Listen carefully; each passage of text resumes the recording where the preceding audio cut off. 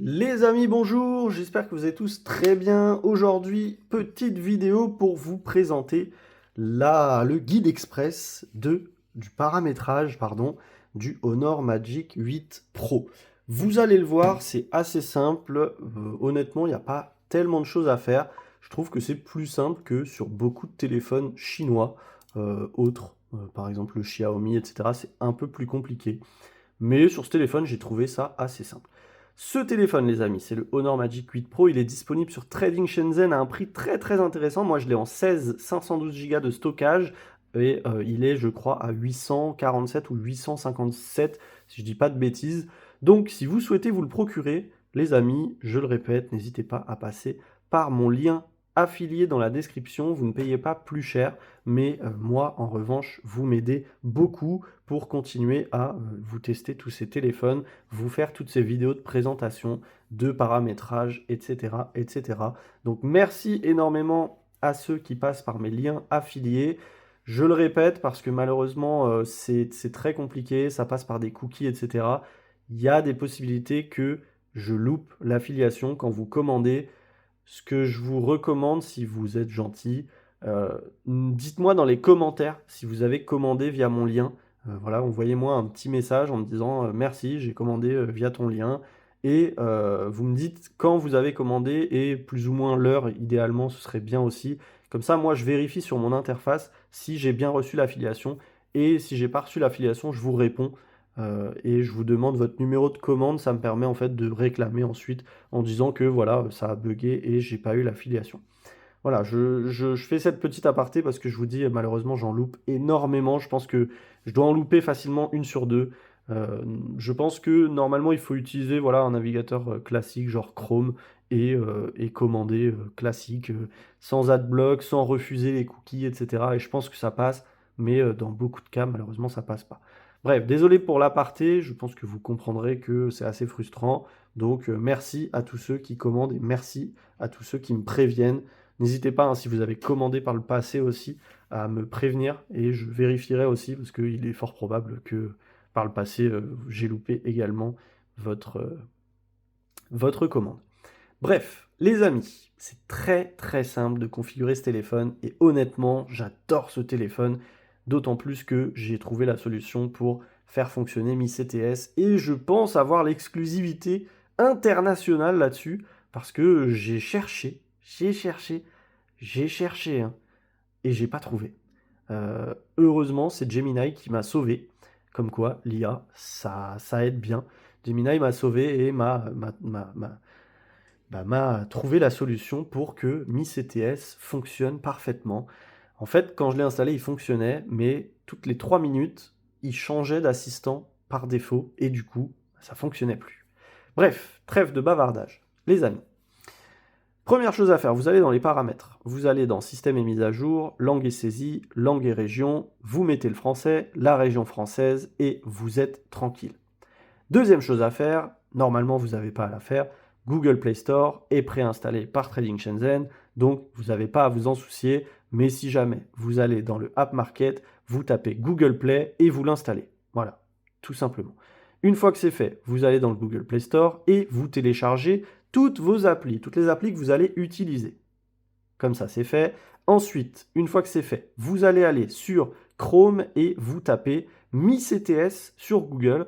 Vous accédez au premier lien, parallèle CC Mi CTS.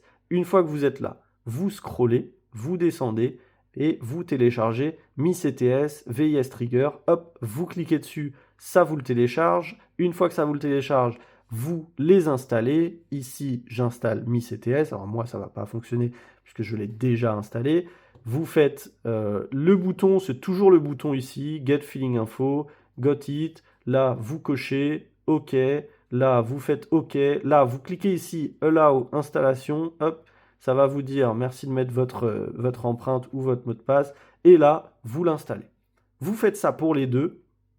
Une fois que Mi CTS et VIS Trigger sont installés, vous êtes good to go. Vous êtes sur la bonne voie.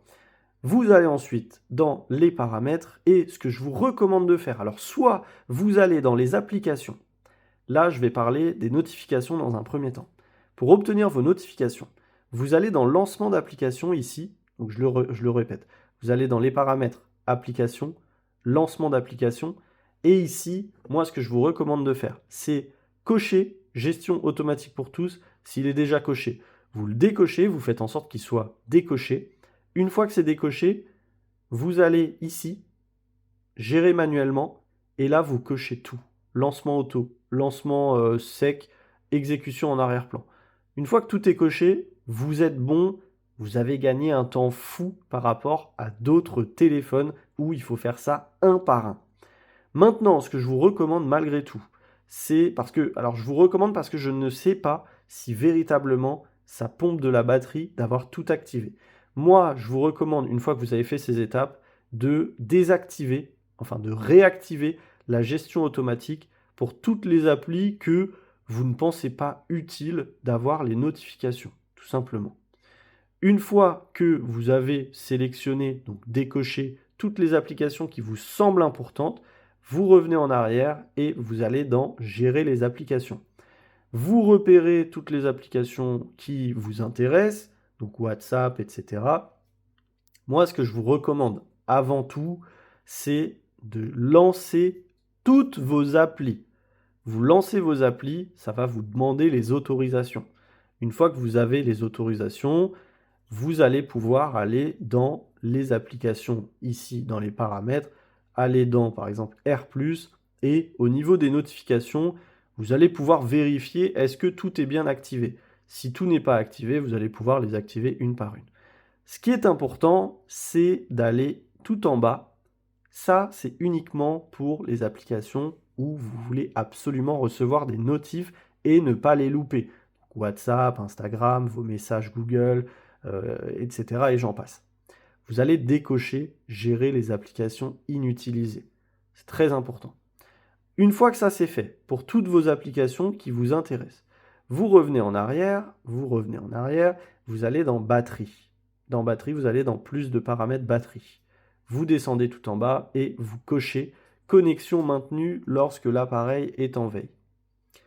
Une fois que vous êtes là, honnêtement, il n'y a pas de raison que vous ne receviez plus vos notifications. Donc, vous le voyez, c'est assez simple et c'est beaucoup plus rapide que sur d'autres téléphones Android. Honnêtement, moi, j'ai pas fait grand-chose. Je vous dis, tout ce qui est histoire d'autorisation, etc., j'ai laissé le téléphone les donner lui-même lorsque j'ouvrais les applis. Et honnêtement, jusqu'à présent, j'ai pas eu de problème de réception de notifications. Donc, je pense que vous n'aurez pas de problème non plus. Ensuite, là, on va passer à la partie qui me plaît le plus. Alors, entre-temps, je fais un petit aparté.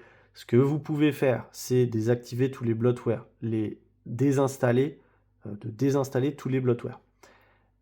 Une fois que c'est désinstallé, vous verrez, il vous restera plus rien. Tout ce qui est, vous le verrez, hein, toutes les applications qui ne vous intéressent pas. Voilà, je pense à Centre de jeu, moi je l'ai laissé, mais vous pouvez le désinstaller. Toutes les applications qui ne vous intéressent pas, vous pouvez les désinstaller. Vous ne pouvez pas, en revanche, désinstaller le navigateur. Je vais vous montrer ensuite si vous voulez vraiment le désinstaller. J'ai une commande ADB qui vous permet de le désinstaller et ça pose aucun problème. Moi, je l'ai fait personnellement, histoire de vraiment n'avoir que des applications qui m'intéressent. Une fois que vous êtes là, que vous avez supprimé tous vos bloatware, etc., vous allez brancher votre téléphone à votre PC. Alors, avant de le brancher, vous allez aller dans les paramètres, tout en bas, dans à propos du téléphone, vous allez aller dans numéro de build et vous allez appuyer 5 fois. Une fois que vous appuyez 5 fois, il va vous demander votre mot de passe, vous tapez votre mot de passe et vous allez dans système et mise à jour, options pour les développeurs et vous cochez débogage USB. Alors, parfois, il faut aussi cocher débogage ADB en mode chargé uniquement. Ça peut aider à ce que votre téléphone soit détecté. Une fois que le débogage USB est coché, les amis, vous allez aller sur votre PC et dans la description, je vous mets le lien pour télécharger ADB, tout simplement. Une fois, alors je vais vous montrer, alors je vais brancher le téléphone. Déjà, vous prenez votre câble et vous branchez le téléphone. Hop, voilà. Là, normalement, si vous avez bien fait les choses, ça va vous dire débogage USB lancé. Vous faites plus ici et ça risque de vous mettre un message accorder l'autorisation à se connecter à ce PC. Vous faites oui et vous le mettez en tant que confiance si jamais c'est votre PC personnel. Une fois que c'est fait, vous allez vous diriger donc sur votre PC. Alors désolé, je ne vous fais pas un screen recording, je vais juste faire comme ça, hop, voilà, et je vais zoomer. Hop. Alors, une fois que vous avez le lien, alors pour info, si jamais vous ne me faites pas confiance et que vous souhaitez ADB, moi personnellement, j'ai trouvé le lien sur le site de Frandroid. Quand vous tapez ADB Download, ici, vous tombez sur comment et où télécharger les outils ADB. Vous cliquez dessus, vous descendez, voir plus. Mais bon, je vous mets le lien en description. Pour Windows, pour Mac, pour Linux. Vous tapez pour Windows si vous le souhaitez, vous le téléchargez et ici, il se télécharge, vous l'ouvrez, vous prenez ça et vous faites un coupé ou un copier. Vous le mettez sur votre bureau, vous le collez, vous rentrez dedans et vous prenez le chemin du lien. Moi, c'est ce que je vous conseille de faire parce que faire clic droit, ouvrir un terminal, ça vous ouvre un PowerShell et bizarrement, voilà, ça me demande de mettre point anti-slash avant de faire mes commandes. Ou alors, vous pouvez peut-être faire afficher d'autres options, ouvrir dans le terminal. Non, ça ouvre toujours un PowerShell. Moi, ce que je vous conseille de faire, c'est d'ouvrir un CMD. Vous allez dans votre barre de navigation pour ceux qui vraiment n'y connaissent rien. Une fois que ça, vous l'avez mis sur votre bureau, pas le zip, hein, les amis, pas le zip. Hein. Vous copiez le dossier dans le zip et vous le collez sur votre bureau. Vous rentrez ici, vous copiez le chemin du lien, hop, copier. Vous allez dans votre barre Windows et vous tapez CMD. Vous faites OK. Et là, vous tapez, je vous zoome, vous tapez CD, espace, et là, vous faites coller. Entrée. Là, vous êtes dans la bonne interface. Une fois que c'est fait, vous allez taper ADB Devices. Comme ça. ADB Devices. OK. Et là, normalement, si vous êtes bien connecté en débogage USB sur votre téléphone, ça va vous mettre le code de votre téléphone et le numéro de device. Ça va vous écrire device ici. Si jamais c'est écrit unauthorized, ça veut dire que vous n'avez pas cliqué sur le truc qui vous dit voulez-vous autoriser. Dans ce cas-là, débranchez, rebranchez votre téléphone, ça va vous faire réapparaître le pop-up. Mettez bien oui. Une fois que c'est fait, dès que vous voyez votre numéro de device et que vous voyez écrit device, vous êtes bon. Et là, vous n'avez plus qu'à aller dans les paramètres. Hop, ici. Vous allez dans les paramètres. Vous allez dans ma description, pardon. Je vous mets les 3 commandes à lancer. ADB Shell, désinstaller Voice Engine, désinstaller Magic Voice. Et une fois que c'est fait, ça fonctionnera. Donc, simplement, vous allez dans la description, vous copiez ça, vous le collez, vous faites entrer. Moi, ça a mis failure parce que je l'ai déjà désinstallé. Vous copiez, hop, encore une fois, cette petite commande, vous collez, entrer.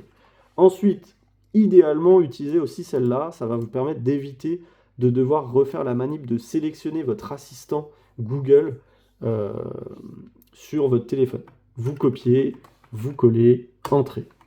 Et ensuite, pour retirer le navigateur chinois, je vous le mets aussi. Hop, vous copiez, vous collez, entrez. Tout simplement. Une fois que c'est fait, vous pouvez débrancher votre téléphone et on passe à la suite. Hop, je remets ça, je remets le truc comme ça et je vous montre la suite. Vous déverrouillez, hop, et là, donc, on avait bien installé MiCTS, on avait bien installé VIS Trigger, et logiquement, alors j'ai oublié de vous le dire, excusez-moi, logiquement, vous avez autorisé le lancement automatique de ces applications. Ah merde, j'ai oublié de vous dire aussi, il vous faut Google, l'application Google, hein, celle-là, il vous faut Gemini, et il vous faut Assistant Google. Assistant Google. Une fois que vous avez ces 3 applications, si jamais vous ne les aviez pas, vous faites ça, information sur l'appli, et vous faites ce qu'on a fait tout à l'heure, détail de consommation, paramètres de lancement, vous décochez, vous cochez les 3. Pour les 3 que je viens de vous donner, et faites idéalement aussi décocher, gérer les applications inutilisées.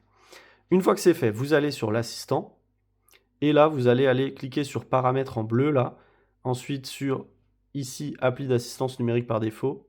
Et logiquement, comme vous avez tapé la commande, normalement, vous devriez déjà avoir Google.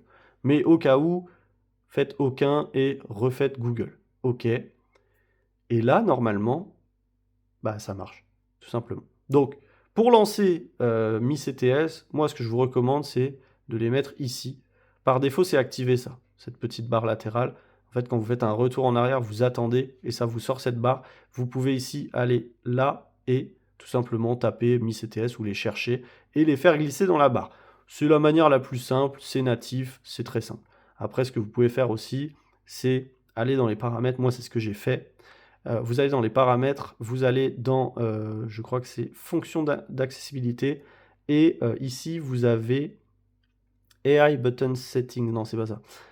C'est raccourci et gestes, et là appuyez 2 fois sur le bouton d'alimentation, vous cliquez, vous descendez, ouvrir une application spécifique, et vous mettez Mi CTS. Ça vous permet tout simplement avec un double clic, hop, d'avoir Circle to Search. Et vraiment, normalement, ça devrait être suffisant. Si jamais ça ne fonctionne pas, si jamais au bout de quelques minutes vous avez encore Yo-Yo Assistant qui se remet, quand vous retournez, alors je vous remontre d'ici, quand vous allez sur l'assistant, paramètres et appli d'assistance numérique par défaut. Si jamais ici ça vous met saisie vocale Yo-Yo Assistant, c'est que ça bloque encore. Normalement, il n'y a pas de raison. Normalement, il n'y a pas de raison parce que je suis convaincu que ce que je vous ai montré, que ce que je vous ai fait faire est suffisant. Moi, ce que j'ai fait en plus, je vous le montre pour info, mais je ne suis pas sûr que ce soit utile, c'est d'aller dans Honor AI et YoYo, et j'ai désactivé YoYo Suggestion et j'ai désactivé YoYo AI Search. Mais bah, je pense pas que ça change quoi que ce soit. Par exemple, là, je viens de le réactiver, et je pense que voilà, ça marche encore. Je pense pas avoir de problème. Je pense pas que ce soit un problème. Pour moi, c'est vraiment Voice Engine et Magic Voice qui font que ça remet YoYo Assistant en, en, en saisie vocale par défaut. YoYo Suggestion et YoYo AI Search, en soi, vous pouvez les laisser, mais moi, je vous conseille de les désactiver. Ça se désactive ici. Les 3 petits points, Settings, About, 3 petits points, Stop YoYo Suggestion Service, confirmé. Voilà, tout simplement, parce que honnêtement, ça sert à rien. Une fois que vous avez Gemini et Circle to Search, vous êtes bien. Bref, voilà les amis, c'est tout pour cette vidéo. Si jamais vous avez le moindre problème, vous me dites. J'espère, je ne peux pas garantir à 100% que ce tuto est bon. Pourquoi? Parce que j'ai bidouillé pas mal pour que ça fonctionne. Donc ça se trouve, il manque des choses. J'invite vraiment les gens qui vont essayer ce tutoriel à me dire si ils ont réussi à faire en sorte que ça fonctionne. Si jamais ça ne fonctionne pas et que j'ai plusieurs personnes pour qui ça ne fonctionne pas, j'essaierai de réinitialiser mon téléphone et refaire toute la manip pour vous refaire une vidéo correcte. Mais je pense vraiment que mon tuto est bon. Mais voilà, n'hésitez pas à me dire si jamais ça ne fonctionne pas pour vous. Je referai un tuto, le cas échéant, il n'y a aucun souci. Mais je pense que c'est bon. Bref, les amis, c'est tout pour moi. Merci d'avoir regardé cette vidéo. Je vous souhaite plein de belles choses. Passez un bon week-end, une belle semaine, un bon repas. Profitez bien de vos proches, de vos amis. Et sur ce, bah, je vous dis à très vite. Et le mot magique, c'est ADB, c'est puissant. Voilà. Comme ça, les gens comprendront pas. Mais moi, j'aurais très bien compris ce que vous voulez dire. Voilà, les amis, c'est tout pour moi. Merci d'avoir regardé cette vidéo. À très vite pour une prochaine vidéo.